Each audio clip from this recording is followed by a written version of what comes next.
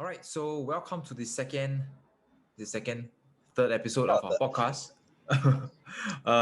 So very simply today, before that, we do a short intro of ourselves. So, my name is Thaddeus, and here with me on our show is Sean, and we are very simply, we run this company called the Bullish Agency, where we help financial coaches, education businesses to grow and scale their business with marketing, strategy, and sales. And we are very blessed to serve a few very passionate coaches in Singapore and in Malaysia. And that's what we do all day. And our team also consists of marketers with who are actually also investors and traders, and that's one thing interesting. But I mean that aside, so today we're going to talk about this very interesting thing, which Sean wrote this interesting copy, um, which is this is one simple tweak that can make all the difference in your campaign, right? Which most people aren't utilizing effectively, right? And this tweak is very powerful, and ourselves we have also kind of brainstormed and used this in our marketing campaigns, our own marketing strategy. And today we're going to talk about it, right? We're going to dive very, very deep. And for those of you who are watching, this is one of my favorite topics to talk about. In fact, I was sharing with Sean that I'm excited. I was unusually excited about this podcast today. Okay, so what exactly is this that we're going to talk about? So I'll first talk about, like, before I review what it is, I'm going to share a story, which actually, Sean, I believe you know, because that's how we actually came about this. So if you remember, I think maybe 4 or 5 months ago, we were working on the campaign. No, maybe not 4 months, maybe 3 4 months ago. We were working on a campaign, and then we were deciding, what kind of headlines should we change? What kind of headlines should we create for our next campaign for one of our clients? And then we're talking on the topic of headlines. And then we were on the topic of, so what exactly is a headline? Is just the Facebook ad headline, the one that you write on that is a photo, and then below the photo is the headline.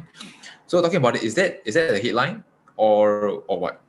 So then I was sharing with you, right? The headline, in my own opinion, headline is more than that. Headline is beyond your Facebook ad headline. It's also beyond your landing page headline. But very simply, your headline is the headline of your whole campaign, right? It can be headline of your definitely your ad, your landing page, and of course your webinar, and even the whole thing, your whole sales process. And that's basically what headline is. And after you realize, hey, you know what? Since we are on the topic of headline, then I think I came to this realization, right, that the name of the product is also a headline, right? And that was where we started diving deep into the headline. And that's actually the context of this podcast, which is on the topic of names and why are names so powerful, and are names important? Are they as important? Will they drive revenue? Will they drive behavior? Is it important at all to focus on it? Can we just call it something random, like example in our space? Can we just call it a masterclass? Can we just call it a webinar? Shall we just call it today a workshop? What exactly are these important? And I think we believe. I mean, we do spend a bit of fair time tweaking that, testing that. So. Today we're going to talk about names. Okay, for those of you who are watching and hooked by the copy, you're talking about names specifically. So on the copies which Sean wrote, right? So billion-dollar companies like MacDonald's. You mentioned, actually, I don't know put some context for the Yes. for those who are watching perhaps on YouTube as well about what this whole thing is really about. So I'll just read out the copy that we have written. And so I think the key thing that we are looking at is we're looking at the topic for in this space of financial education. One of the main methods that people use is the webinar funnel.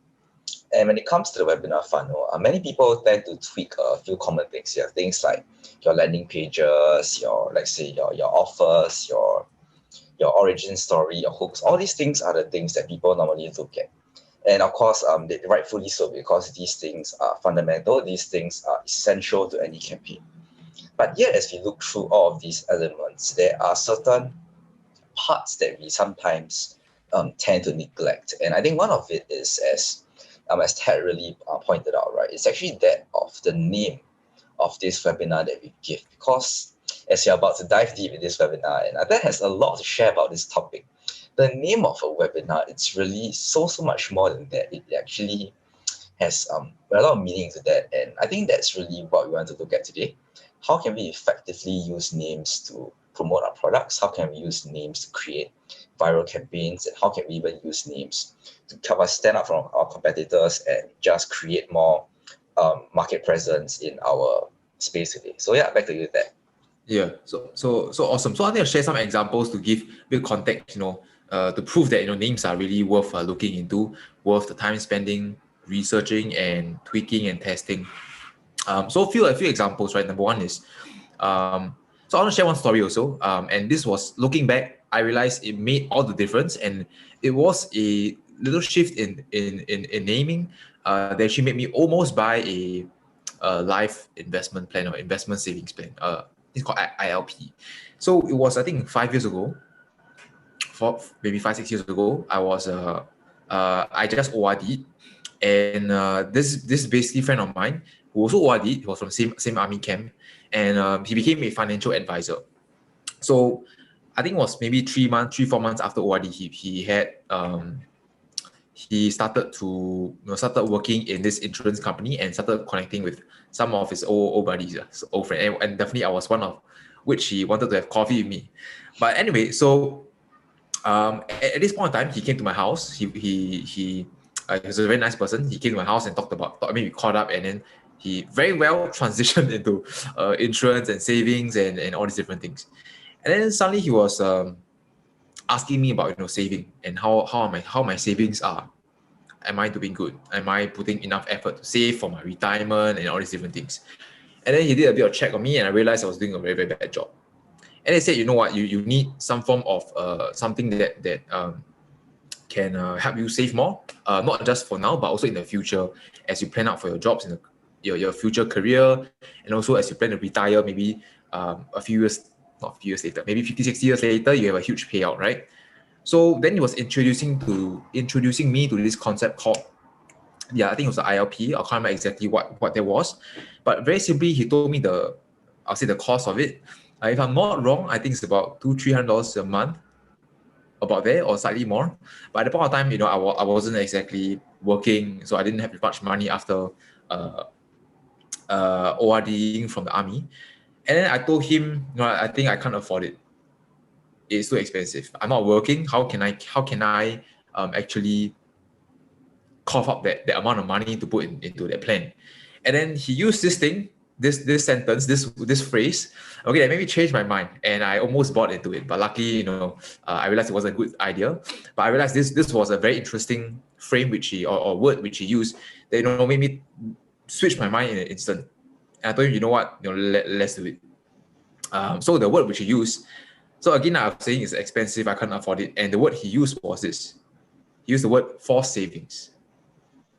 I was like, it makes sense. Because since at the point of time I was spending a lot, I was like, why not just, set aside me being disciplined? Why not be me being not very disciplined? Why not just have this thing that forces me to save? And they shifted the frame from being expensive to helping me to become more disciplined, right? And I think when I heard of that that phrase which he used, and I think that makes sense. I think I could do something about my savings and the rate at which I was spending, and I almost told him yes. Okay, but so very simply, I was pretty much like 99% sold, except I was left with the signing the papers. And that's where I also realized, like I was preparing for this show, and this story came to me, and I realized how powerful it was, right? And I think some other examples is unemployed versus retired. Unemployed versus retired. Yeah, unemployed.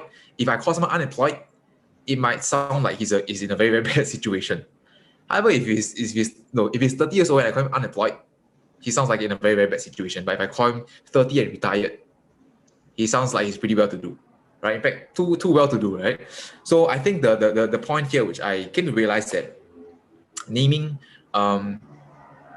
it's worth looking into, right? It's definitely worth spending time and effort tweaking all these names and finding different ways to play with names in a way that can drive behavior, and the way that can also in our scenario drive people to convert from leads to paying customer. Yeah. So today here, I mean, I have a lot of examples to share, but Sean, any examples you share, any kind of stories, any kind of experiences that, just a shift of name, shift of frame, and made you change your behavior? Okay, sure. I think that's very, very true that when we look at the topic of names, I think I really love the example that you brought out about the idea of forced savings, because I think what it does is that a good name itself actually reframes an entire product. And for those of you listening who are in sales, there's this thing called I'm sure you're familiar with overcoming objections. And if you think about it, by calling something in a different way and using a different name on it, it can actually become a way to reframe a certain product or objection you have. So, let's say the objection that was raised is it's too expensive for me. And now if you reframe it from investment plan into something called forced savings, you remove a lot of that price objection, and it becomes something that's like, hey, I'm just saving money for myself. So yeah, I think it's really brilliant that if we look at what we call something, that really there can be so much more in the way that we change, in the way that we label, and in the way that we change the very perception of our product as well. And I think I'd like to give two examples. And this is the part that we deliver on what the copy says, as in we mentioned in the copy that how governments use it, and we also mentioned how billion-dollar companies use it. So yeah, I think I'll briefly go into these two examples, and I think that can share a lot more that he has thought about. So I think the first one is, I actually found it quite interesting that let's talk about the government one first. Because the thing is, in the government, I think let's look at the whole COVID situation as it happened years back. So I think one of the things that happened was that many countries were announcing a lockdown. And the moment the countries announce a lockdown, straight away you see people start to panic. They start to go and get toilet paper. They start to rush to the supermarkets. The whole thing's become very frenzied, and really there's a lot of fear that goes around. And so I think as one after the other, countries started announcing lockdowns. Generally, the dominant emotion of 2020 was really that of fear. And so in the midst of all that, I think where we come from in Singapore, the government did a really interesting thing where instead of calling it a lockdown, they called it a circuit breaker. And I think if you really think about it, everything was the same. We were closing our borders. All of us had to stay at home. But somehow they just completely avoided the use of the word lockdown and just called it a circuit breaker. And so because of that, I think there were still some people that was talking about, let's say, not very happy to seeing that lockdown coming off there. But in general, and I think as a whole, if we had actually used the word lockdown, I think that people have probably become a lot more panicked. There have been a lot more, things might have gone out of control. And we don't know that, but I felt that the very fact that the government decided to call something so major and give it this label actually helps to reframe the perception of some of the things that we are seeing. So I thought that's the first quick example. So Do you think it was done intentional? I don't know. Probably is. Okay. Yeah. Cool. Yeah, I think that there's so many like other examples. I think a few which I can name. For example, I can call it a webinar, or I can call it urgent gathering, right? So definitely the webinar. Webinar has such a negative connotation. Like webinar, okay, people know that instantly. People know that if it's a webinar, it's a 2-hour sharing that starts with a emotional story and ends with a pitch. So that is a webinar. Urgent gathering, however, it brings a different frame, right? It says that something is urgent. Let's say the stock market is about to crash or whatnot. There is something to something of value in this webinar. I think another example is this one's interesting. A duck liver versus foie gras. So like I think there's a lot of foods out there for you foodies. If you guys are watching, like you can have the same dish, right? On one hand you call it something, the other hand you call it something French, and definitely you can charge like way more. So in a sense that food, I mean, just the name itself, you can definitely charge higher. People will tend to buy more because it sounds more sophisticated. I think wine, in the wine industry, they abuse this, I think. And you can also call, like mastermind versus a gathering. Gathering sounds like, okay, just a few people gather in a room, gather in a Zoom. A mastermind sounds something way more valuable. I think another one is, let's say we are holding a 2-day class for property. I can call it a 2-day property class, or I can call it something else, something a little bit sexier. For example, like a cash flow unlocked, something like that. I don't know. So there's so many ways of spinning around names. Oh, and one very, very famous one for those of you guys watching. If you're in the marketing space, you'll know this. There is, there's a simple award, and then there's 2 comma club. 2 comma club sells itself, right? And I think these are like enough examples which I've given, we have given to showcase the importance of naming, names in general, frames. And I think why names also works well, because it's not just a name, right? It's a headline, and headlines work because it allows the reader, allows the person who is entering this message to see things in the perspective that you want them to. And I think that is what makes it so invaluable for names, right? So whether you're doing webinar, whether you're selling even the simple products like physical products, you're selling info, you're selling services, all these things do matter. So long as you have very sexy names, very sexy headline. And I think you can see interesting changes or improvements in behavior if you use it the right way. Does it make sense? So I think generally the contention that here we at TBA have is that names, even though it sounds small, it sounds like something very, very trivial, but we do not belittle it. I think we think generally in our whole team we think that it's worth putting a lot of effort into brainstorming, thinking, put a lot of creative work to really utilize or improve as much as possible for the conversions. Okay, so next part, I'll talk about why do you think all these names work so well? Why do you think it drives behavior? Why do you think it causes people to act? Why do you think it causes people to buy? What are your thoughts?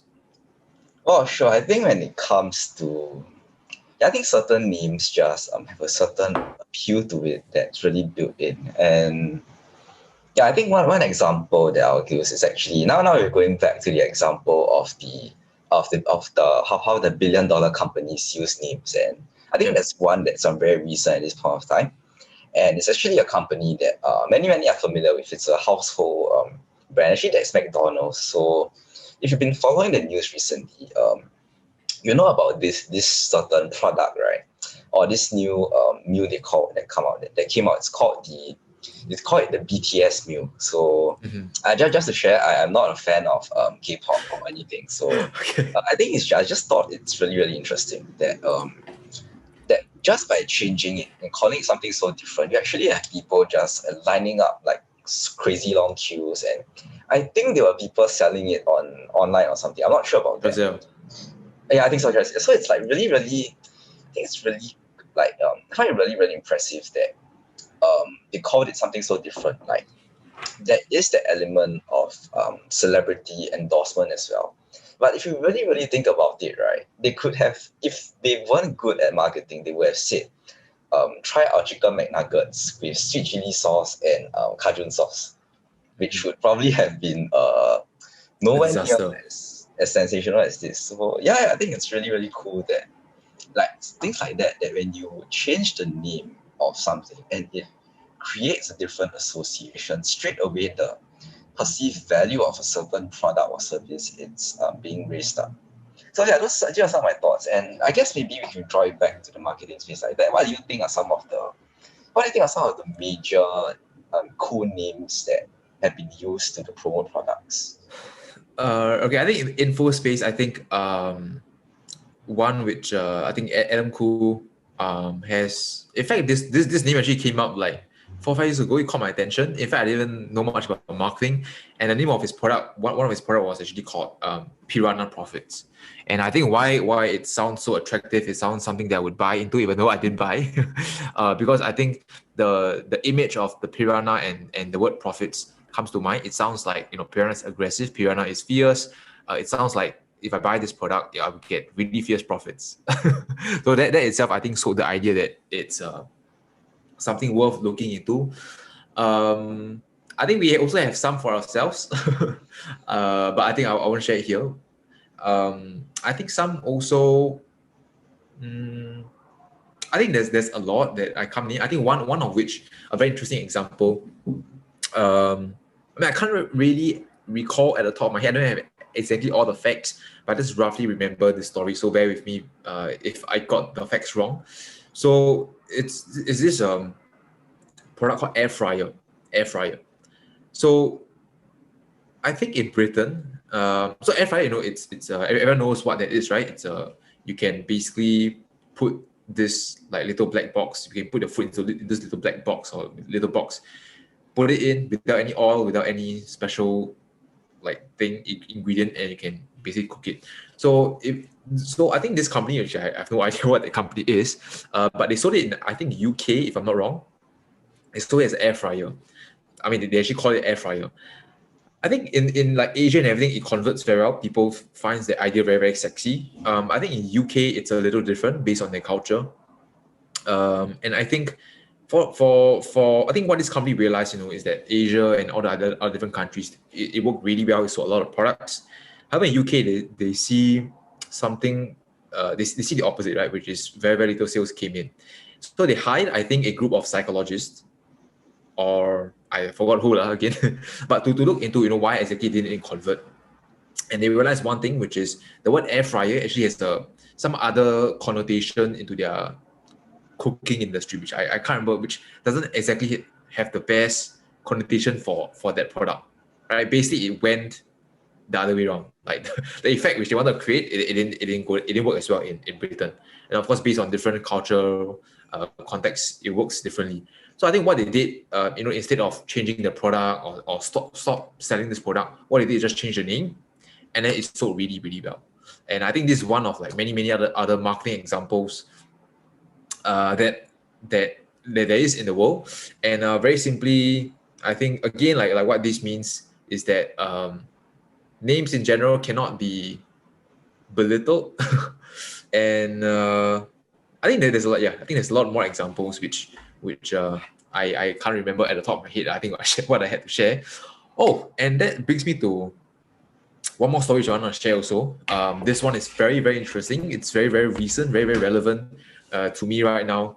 I don't know, maybe you guys also face a similar situation. Maybe, I don't know, but let me just share this story. So, Sean, as you know, I'm also in a mastermind. So I have been in this mastermind for almost a year, over a year. In fact, this mastermind is based on a yearly basis, so I have to pay on a yearly basis. So at the end of the year, you can have two options, right? Number one is you decide to renew. Second option is you don't renew or you downgrade. So again, I think it was last year or early this year. I had a few groups of friends who were in the same mastermind, and some of them said they didn't want to renew. However, on my hand, I think I kind of made up my decision that I want to renew, even though it was not a cheap investment. So I was thinking, like, why? Why? Because we are similar industry. So I was thinking, why some people don't want to renew, some people want to renew. And bear in mind, this is actually a marketing mastermind.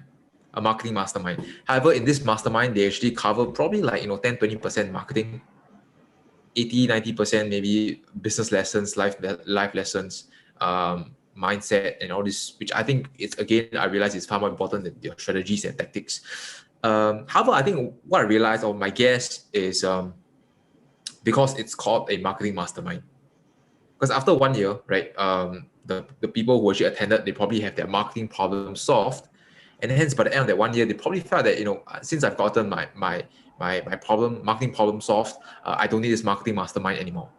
So I think this is, yes, maybe it's the fulfillment or delivery issue, expectation issue. However, I still think the name plays a big part. So instead of calling it a marketing mastermind, why not we call it, let's say, a road to 8 figures or something like that, road to 7 figures, road to 8 figures, example. That will shift the context, right? That means my anchoring point wouldn't be marketing, right? So if at the end of 1 year, if my marketing problem is solved, I will still might renew, not because I still have marketing problems, but because I haven't reached that let's say 7, 8 figure mark. And I think that changes the whole game. If let's say you understand this, the importance of naming and how it affects behavior in general, how it affects human psychology, and yeah, and I haven't actually, maybe I should reach out to that person, but I generally think like that is a huge factor to why some people didn't actually renew. Some people renew because sometimes some people they realize that hey, this isn't just a marketing mastermind, or this is just like way more mindset, life lessons. You don't get to learn from so many awesome people. So very interesting stuff, right? So I think generally, psychology to me is very, very interesting. But that aside, we have talked about different names, different examples. What do you think makes a good name that drives behavior? Oh wow! Well, I think a good name. Wow, I think there are many components, and I feel like if you go into this, wow, it can really be a full on thing, a full on like I feel a full on workshop or something. That's Well, really. 997 masterclass. I think one of the things that when it comes to names, it's I think I'm about to break it down. There are probably two that I can think of. I think a good name, like the one you suggested, the road to eight figures maybe. I think the name itself suggests a certain outcome or a certain promise. Yeah. And I think that's one of the first elements that goes into a name.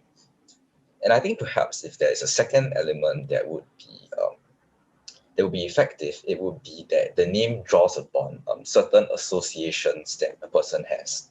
And by association, what I mean is that when a person hears this name, there is perhaps a certain image, there's perhaps a certain event or a certain event, product, or maybe even a person that comes to mind. And if we tap on that, perhaps it'll be a lot more effective because that name is able to peg itself to certain meanings that person already has. So I didn't look at a jacket right now. Just say a Harvard jacket. Even though the cloth is the same, right? Just putting the word Harvard there creates associations of the elite schools in America and all that. So all you need is just this theme and which carries a certain association, and this can really, really change. So let me think of a few more examples.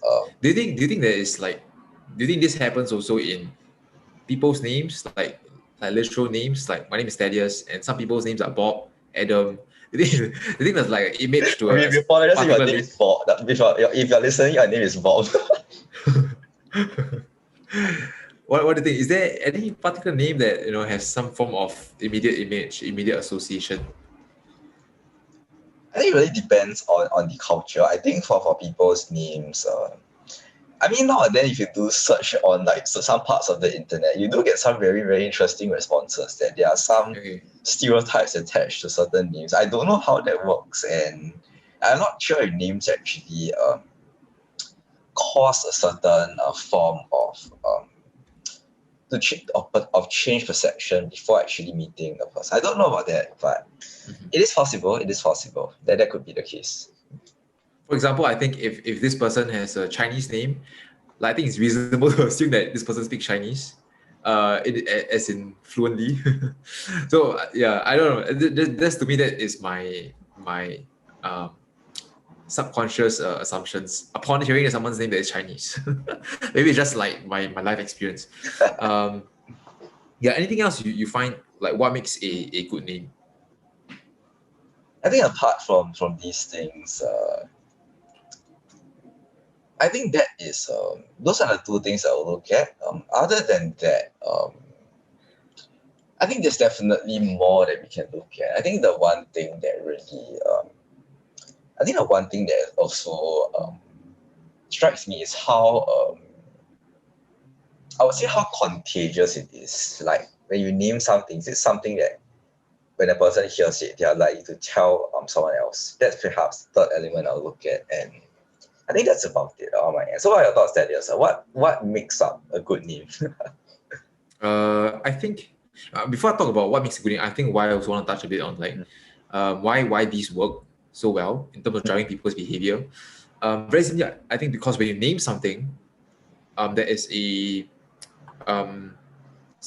you subconsciously like kind of normalize that thing, right? Example, let's say, let me see. If I call, let me see. If there's anything, let's say I call this product. Let me see. I think generally, okay, previously, right? I think okay, one thing very, very interesting. I think recently, maybe the past 2 years or so, there is this job scope, or this is like new kind of role created in the industry. It's called meme manager or something like that. Have you heard of it? What manager? What is meme? M-E-M-E. Me manager. Okay, Or, okay. yeah, or meme specialist. So like actually, corporations, MNC actually do hire these people for their marketing purposes. I think to post memes on Instagram and Facebook and on their pages. And I think why it's so valuable to these brands is because again, it when you post memes, funny memes, the brand has a very fun, loving, hilarious kind of association to that emotion. So yeah, but I think generally speaking, when you name something like a meme manager, why it's an irresistible idea, because you can't normalize it. When you name the thing, it becomes normal already, right? For example, I think there are probably some industries like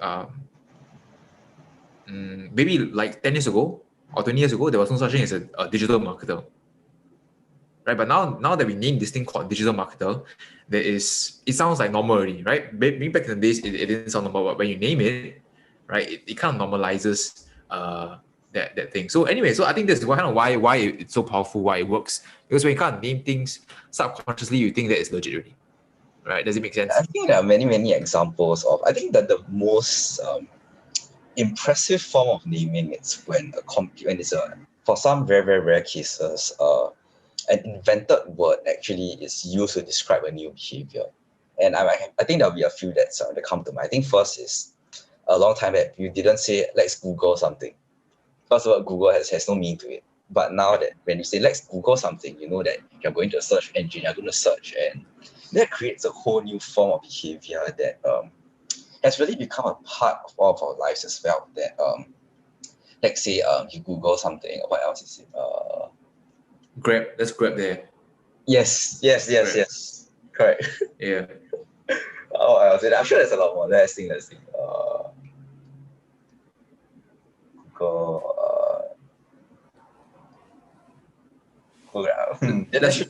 Let's one more. This one probably you know one. Let's zoom. Oh, Zoom. It becomes a verb. I don't mean that's like last time, but that was a long time back. Yeah. So I think I mean generally speaking, when you have a name for something, especially when you can't design it, or another one is Snapchat. I mean, Snapchat can't die down in Singapore. Snapchat me, Snapchat you, yeah. But I mean, when you name things, it kind of normalizes that word, the industry. What are you thinking? Okay, because I was thinking of a name, I'll just do a bit of distraction. I think it's not just normalizing it. If you do it on a huge extreme, you can actually do things that are far more impressive as well. So I think a lot of us, years back we were in the army, and if you think about it, right, yeah, actually now that you bring this up, there are actually so many names given to random things like what's one? Water parade. Okay. Water parade is just drinking water, but to call it that. What else? What do you call that thing? The mealtime regime. Yeah, we have things. You have those last time. Yeah, definitely. And I think one also which is we spoke about, I think 2 weeks ago, which is this thing called public relations. There was no such thing as public relations like last time, until this person called Edward Bernays kind of invented this word. Yeah. Anyway, so I think back to the topic, right? Back to the question is what makes a good word, a good name. I think in my opinion, I think really it's what you also said. It has to be, definitely. I think it sells itself. That's definitely number one. Number two is I think there is an element of association or outcome that's attached to the name. I think example is 2 Comma Club, right? By ClickFunnels Russell Brunson. When I call that 2 Comma Club. Okay, 2 Comma Club means 7 figures. 7 figures means $1 million in revenue. I think that itself rather than calling it a award, right? So I think there's so many, but I think generally what makes a good name, definitely something that sells itself. Definitely something that is an outcome. Definitely something that sells a big idea. And I think this again is back to headlines. Names are really just headlines of products, or services or a person or an object. So definitely to apply this from headline to name, definitely a big idea is not a strict a concept that is not uncommon lah to marketers. Yeah, I think generally speaking, based on I think what we have tested based on organic and also for our clients, definitely something that is a big idea. It sells itself. There's an outcome associated with it, and of course, like the MacDonald example which you gave, there's some form of association to something, right? The PTS one, and okay. So now next, let's talk about this thing, right? Which is how do we create a good name? What do you think? Is there a science to that? Is it a creative process? Is it a secret? Is there a framework to that? You know, what do you think? Wow. This is something that I personally feel I'm still working on. How do we create a good name? Actually, before we go into this topic, I think there's one thing I really want to add on also about why names are so important is that names can really potentially transform a product. So I think one of the most classic examples of using names actually the ClickFunnels example, the idea of the two comma club. Because if you really think about it, ClickFunnels is a page builder. That's it. They do have pretty they do make user-friendly good features, but at its heart, ClickFunnels is a page builder software. But by having this new thing called the two comma club, the software is no longer just a software, but it has to compete with the others out there. I think like GrooveFunnels, the pages, all that. Now because of this new name that they have given to a certain part of their community, straight away the software is not just a software, it's seen as a vehicle or a means to reach an outcome. And I think that's really one of the things that's really impressive. So yeah, if I were to start selecting or how do you come up with a good name, I think it is wow. I think it's really, there's a lot of things. I think the first step of finding a good name, right, is to go through a whole list of bad ones. Okay. That's where I think we begin. Okay. What are your thoughts? I think suddenly this name came to mind, which is actually a course which I took maybe 5 years back. Is this course called full-time filmmaker? Fulltimefilmmaker.com. If you guys, I'm not promoting, I'm not sponsored to I wish I was. Oh, no affiliate commissions here.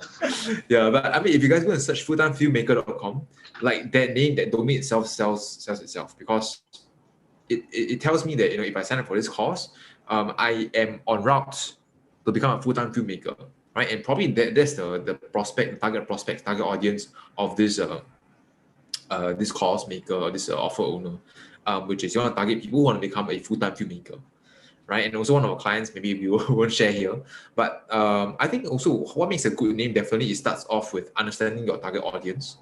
So I mean, referring back to the full-time filmmaker, right? Definitely to come up with a outcome or name in a sense that kind of sells itself, you need to first understand what is the outcome that your prospects desire, right?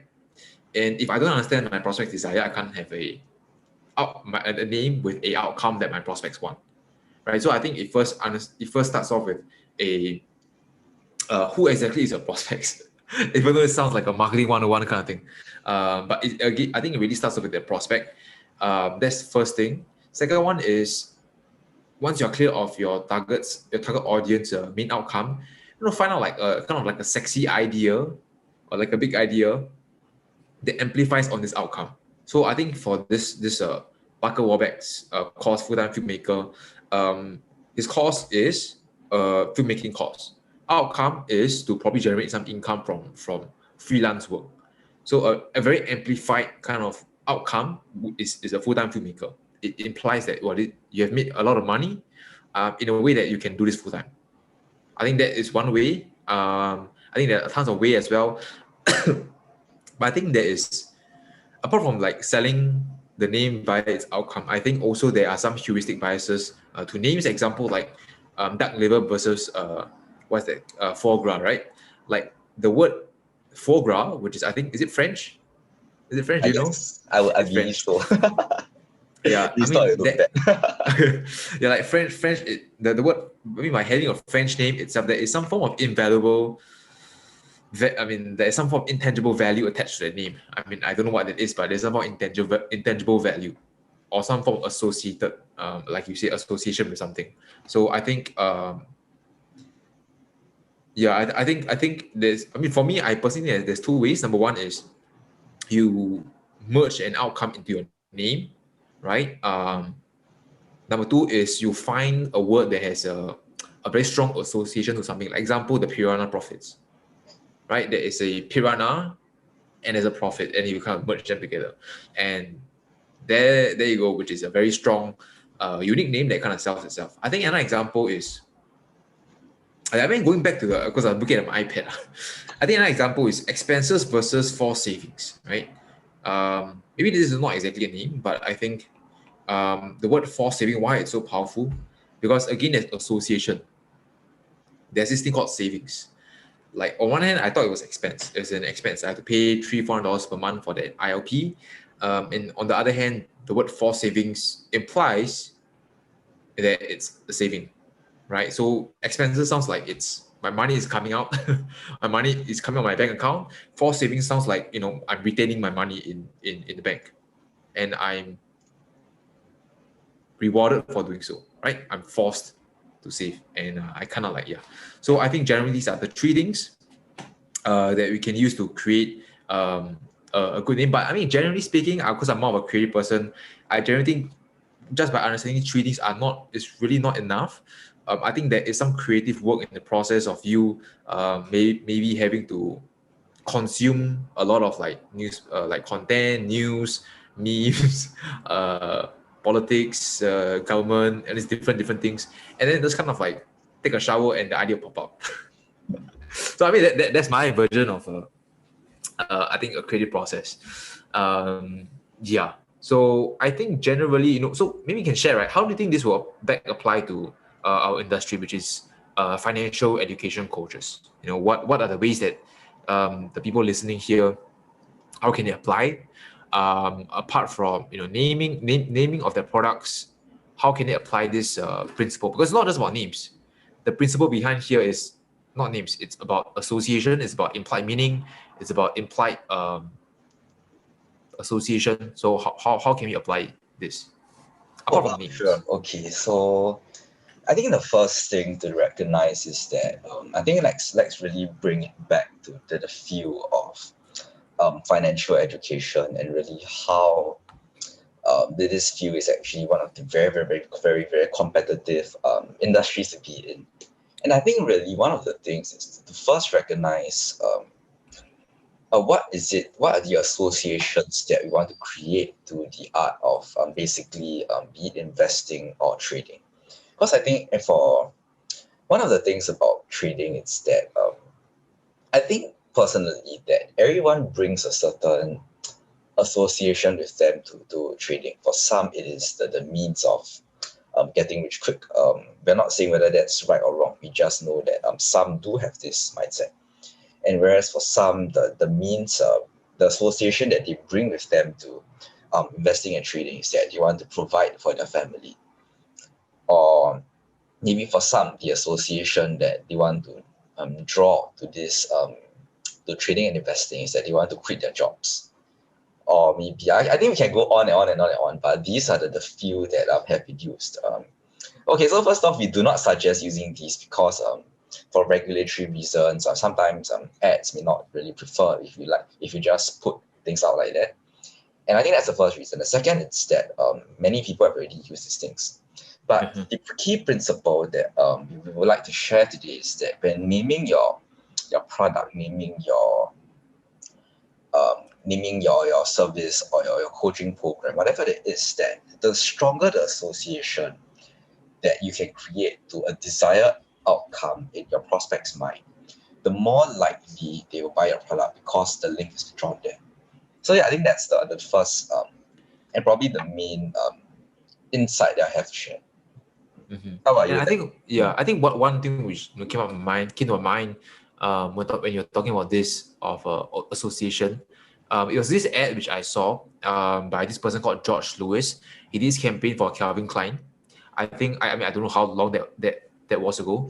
But very simply, it was back when Calvin Klein was unknown. Calvin Klein was a person actually. He is a person. I'm not sure if he's alive though. But very simply, this person back then, Calvin Klein was unknown, and this person was struggling to make his brand known to the world.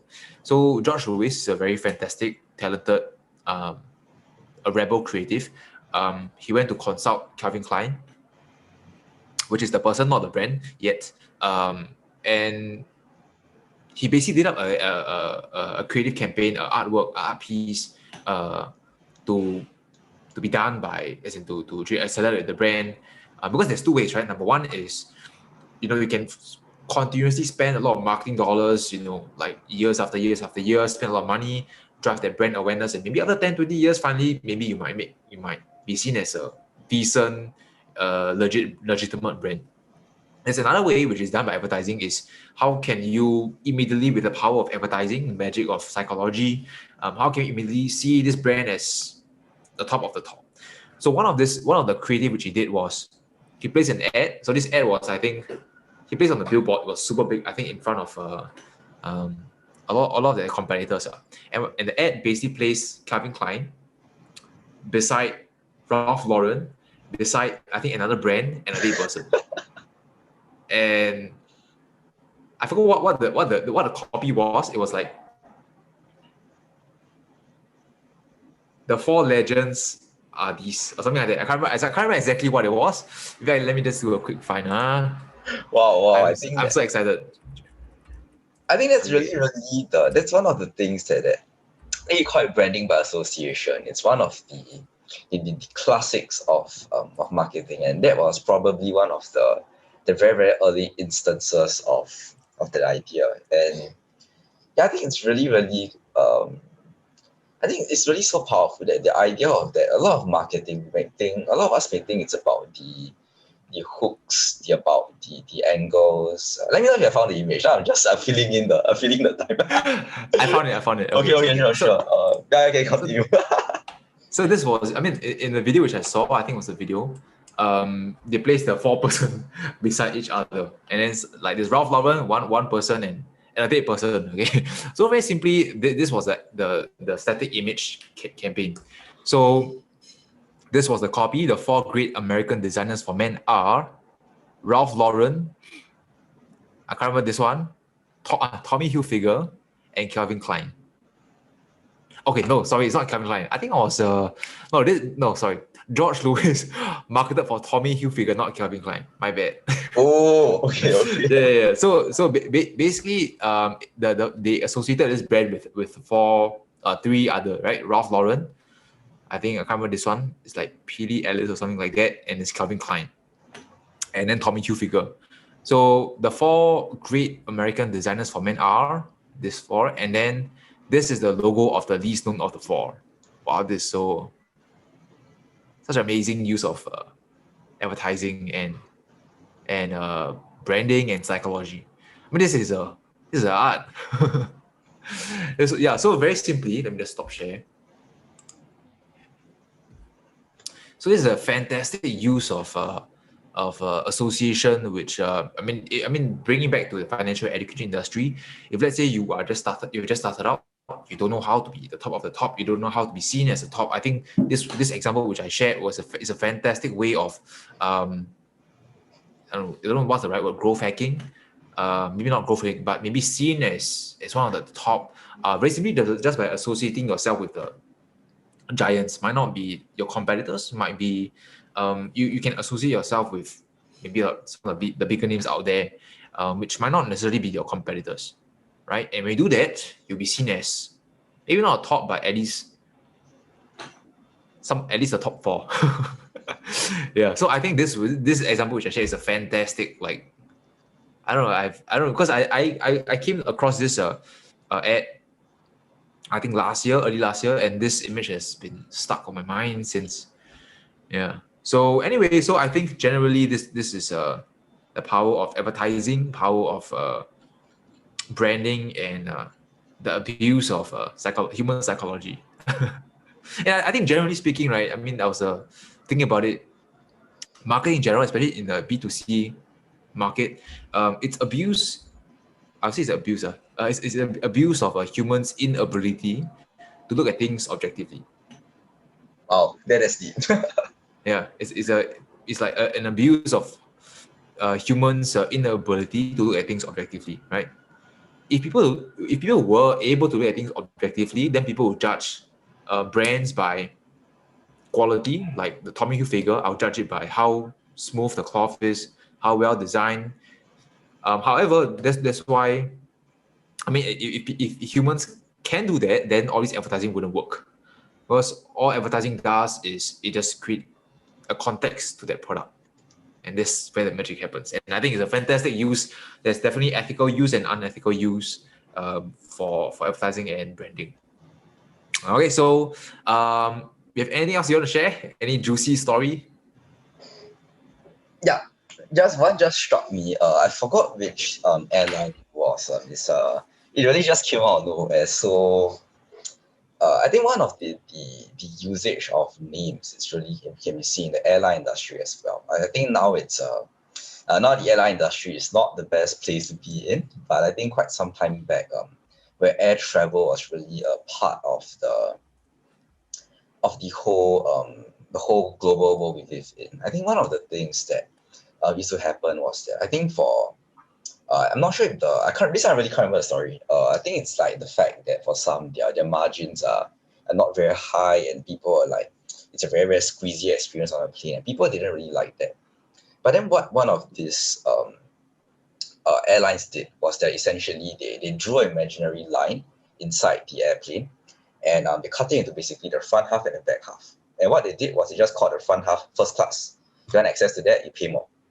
And just like that, all they did was they called this new group of seats something else. They created a whole new class of service that comes with priority seating, more service, and just a more comfortable experience. And all of that came from, it's encompassed within this single name. So if you bring it back to the field of the financial education space, it's sometimes the right name. It's all you need to be able to change the perceived value of your product beyond what it normally is. If you call it like say you call it investing masterclass, there are many examples of that out there already. But let's say off the top of my head, you call it the market maker from home. I shouldn't have to give the example. Now I realize we could have used that for ourselves.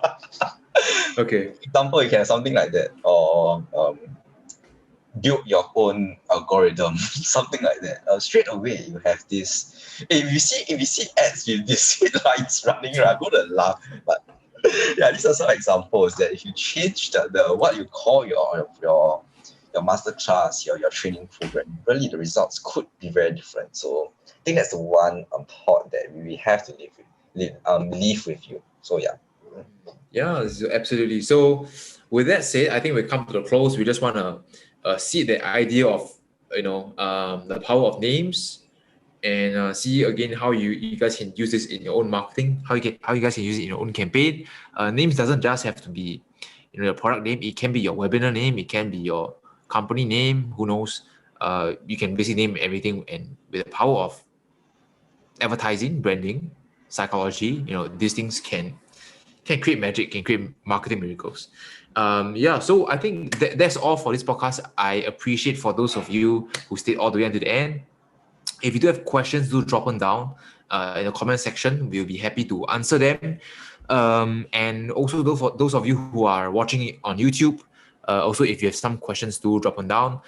We actually hold this podcast, this show every Wednesday, 8 p.m. So if you want us to talk about something that you are passionate about, do drop us again a comment, then we'll take a look at it. Okay, so very simply, that is all for this this show.